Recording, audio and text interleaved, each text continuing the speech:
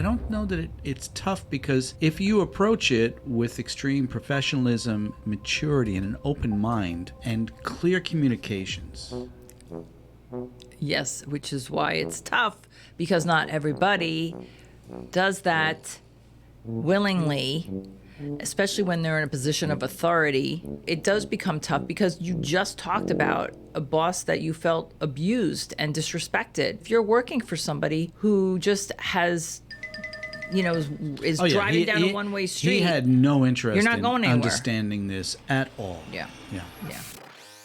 Happy Memorial Day weekend, and we're doing our second of 3 Memorial Day glitches. It is May 26th, and this is Biz Glitch number 147. Thanks for tuning in. This is a topic that's very sensitive. Yeah. Generally speaking, very sensitive, but in this time that we're going through where there's a lot of issues around religion, this is even more of a sensitive issue. And it has to do with religious beliefs, within the yours workplace, as the owner, and those of your staff, your team, your employees, and how you interact with them to honor your faith and or to honor their faith. So what ideas do we have, Lynn?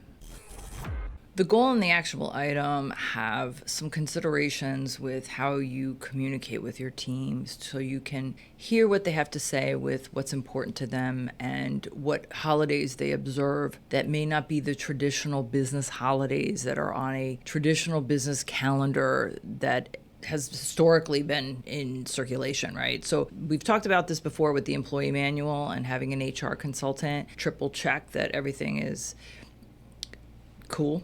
I've had some experiences with these issues in my career in the mortgage industry. The mortgage industry is all about money, and bosses want loan officers and processing and operations staff to work on getting the money.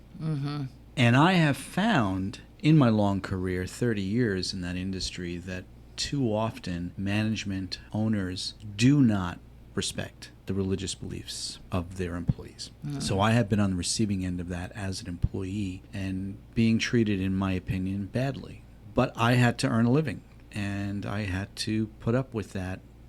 I will call it abuse. If I stood my ground, so I was raised Catholic, and my first employer in the mortgage business was actually an American guy who was Irish Catholic. And when I said I will not be in on Friday because it was Good Friday, he gave me a really hard time about it.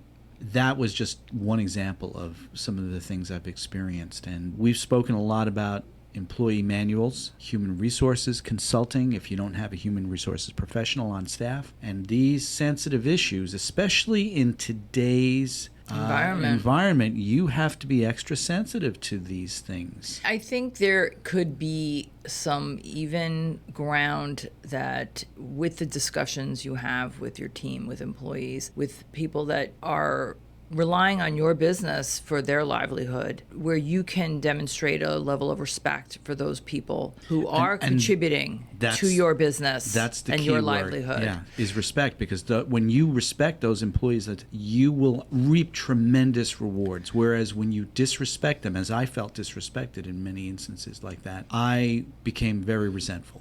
It's a betrayal, and you're breaching a loyalty. But I think that there's ways to do this and to manage it so that it's a win-win for everybody. And this is why planning and preparing that we harp on so much, it's going to be beneficial, because then you can get creative with ways where they feel heard and that you feel that they're still motivated to contribute to the business and the well-being of the business.